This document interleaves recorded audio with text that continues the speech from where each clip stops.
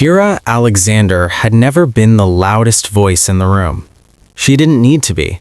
Raised in a modest household, she learned early that the world does not reward noise, it rewards precision. Her father, an honest government officer, lost his position after refusing to bend to political pressure. Her mother taught her endurance, but her father taught her something far more dangerous. Integrity is costly, but silence, when used wisely, is power.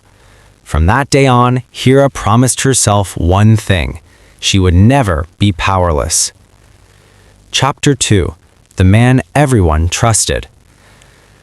Arslan Qureshi was the kind of man people admired without questioning.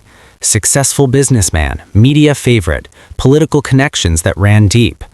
When Hira met him, his confidence felt reassuring, his charm effortless. He spoke of ambition, legacy, and building something meaningful together. Their relationship moved quickly. Too quickly, but Hira mistook intensity for sincerity. They married within a year. The media called them the perfect power couple. What no one knew was that Arslan didn't love partnerships, he loved control. Chapter 3: The First Crack. 2 years into the marriage, Hira noticed the shift. Late nights, guarded phone calls, a smile that no longer reached his eyes. One evening, while Arslan was in the shower, his phone lit up on the nightstand. Hira had never gone through his things before. Trust had never required it. That night, it did. One name: Zoya Khan. The messages were brief, intimate, careless. Hira locked the phone and placed it back exactly where it had been. She didn't cry. She understood something important in that moment. Grief wastes time. Awareness creates leverage. Chapter 4: When a Woman Awakens. Zoya Khan wasn't just an affair. She was a rising television journalist, ambitious, visible, and useful. Arslan hadn't simply betrayed his wife. He had used his power to create a dependency. Hira said nothing. She asked no questions. Instead, she watched.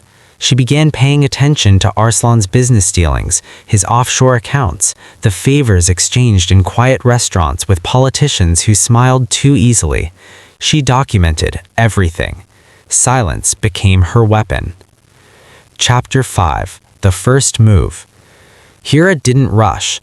She secured her position as financial director within the company. She studied corporate law, media manipulation, and crisis management. Then she reached out, quietly, to an investigative journalist she trusted. No accusations, no scandals, just facts. Truth, when presented correctly, doesn't need drama. Chapter 6: The Fall of Zoya Khan. Zoya never saw it coming. Old footage surfaced, contradictions in past reports, paid narratives disguised as journalism. The media turned on her, the same media that had once praised her. Arslan stopped returning her calls. Hira remained invisible. Chapter 7: Isolation. Investors withdrew, partners distanced themselves, political allies pretended they had never known Arslan Qureshi. For the first time in his life, Arslan was alone. That's when Hira called him into the office. Chapter 8: The Confrontation. The boardroom was silent. Files covered the table, bank records, recordings, signed agreements. Arslan's voice trembled. "Hira, what is this?" She met his gaze without anger. "This," she said calmly, "is the cost of underestimating someone you thought was loyal." Chapter 9: Collapse. Court proceedings followed.